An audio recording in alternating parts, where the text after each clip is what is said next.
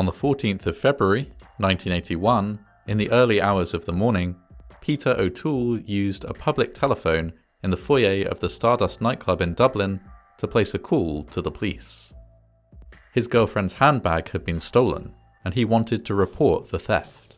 But as he struggled to hear the operator, Mr. O'Toole was distracted by screams coming from inside the club.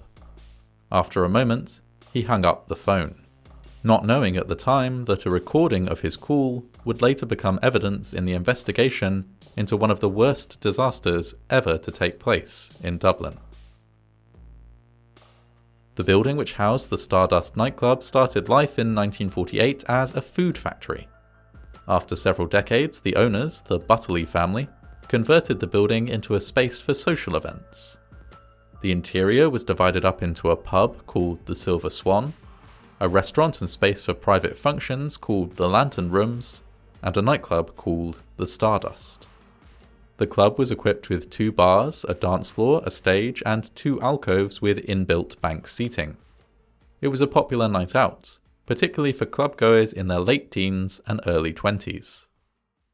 On the 13th of February 1981, a Valentine's Day Eve event was planned at the Stardust. It would begin in the evening and run into the early hours of the next day, with the club having been granted special permission to serve alcohol until 2 a.m. This was not normally allowed, and in order to gain this exemption, it had been necessary to organise the event as a dinner dance, with attendees offered a perfunctory meal at the end of the night. For almost everyone in attendance, though, the actual focus was the disco, a dance competition with prizes, and drinks and music. 841 people attended the event, most of them under the age of 21, and many of them under the age of 18. Despite the popularity of the event, the Stardust was nowhere near its maximum capacity of 1,700. In addition to the 841 at the Valentine's Day disco, there were some people in other parts of the building, including attendees of a private dinner taking place in the Lantern Rooms. For several hours, the night went smoothly. At one point, 4 young men attempted to find a way into the venue without paying the £3 ticket price. They failed to pry open a fire exit, and again failed to gain entry through a skylight before staff noticed their presence and chased them off, inadvertently sparing the youths from the events which followed. By 1:30 a.m, the bar was shut, and around 30 patrons had gone home, but the majority remained inside the Stardust. The dance competition had just finished, and the winners were giving a demonstration dance on stage. As they watched, some patrons noticed that the area in which they were sitting was unusually hot. A few moments later, a small fire was seen in the west alcove of the club. This alcove was not in use at the time and was partially screened off with roller blinds, though the fire could still be seen around these. A bouncer approached the alcove with a fire extinguisher while the DJ appealed for calm. Some people moved towards the exits, but to most people present, the fire appeared small and controllable. Though the fire appeared small to those inside the club, to those outside the scale was more apparent. An orange glow hung over the building and flames could be seen tearing through the roof. The noise and light attracted the attention of dozens of people in nearby houses.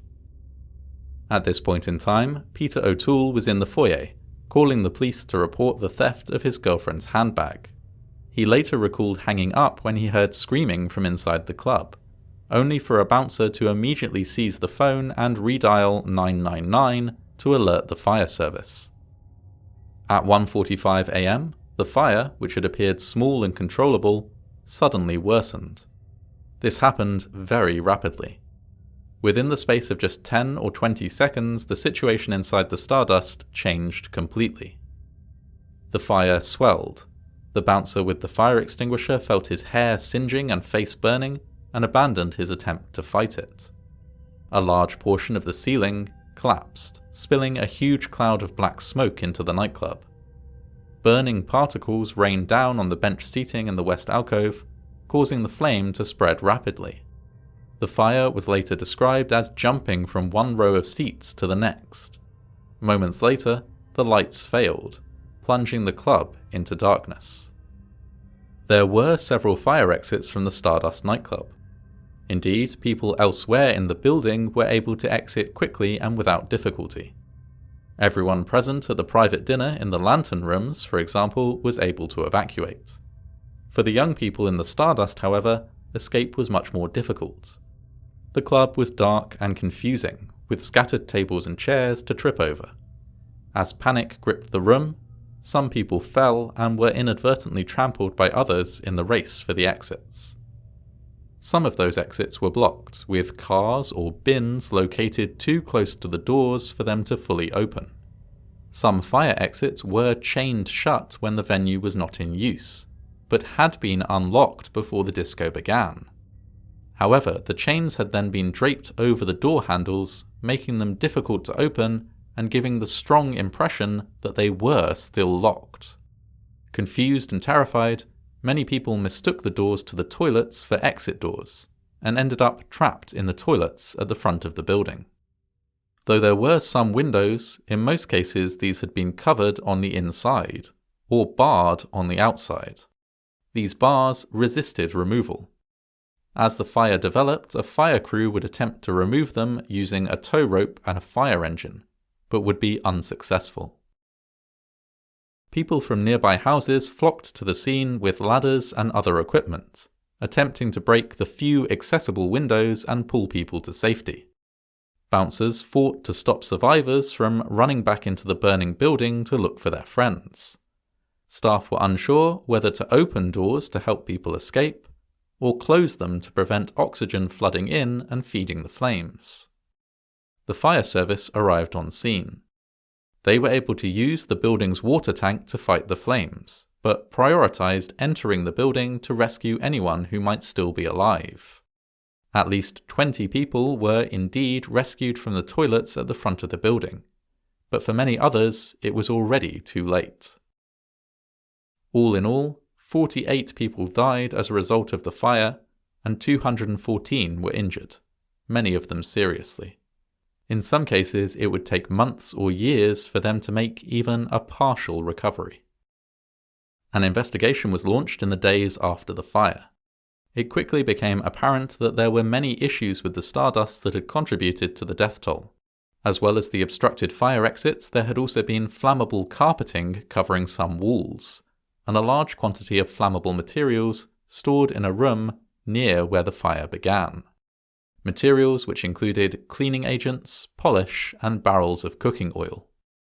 Some seats had coverings that resisted fire, but foam filling which was flammable.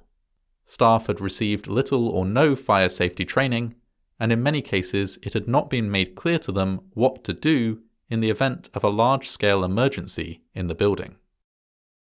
Despite all of this, an inquiry came to the conclusion that the fire was likely to have been the result of arson.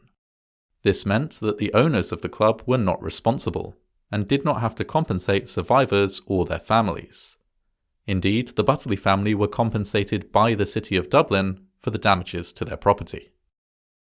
After a lengthy process, many victims also received compensation, although, as the amount allotted for compensation was divided between so many seriously injured persons, the amount was often quite small, sometimes as low as £7,500 per death. The ruling that the fire was caused by arson remained contentious not just for years, but decades. There was little conclusive evidence to suggest that this was the case. Those affected by the fire, as well as dealing with unimaginable injury or loss, had to campaign for over 30 years for the causes of the fire to be re-examined. Finally, in 2009, the finding that the fire was caused by arson was removed due to a lack of evidence. 10 years later, families were able to persuade the Attorney General to hold a new inquest into the 48 deaths that resulted from the Stardust fire. More than 4 decades after the devastating fire at the Stardust Nightclub, many questions remain unanswered. A memorial to the victims stands in a public park dedicated to them in the Bonnybrook area of Dublin. They are remembered also by the many thousands of people who knew and loved them, and who have worked tirelessly since their death to ensure that the fire, which cost so many young lives, is one day fully and fairly investigated.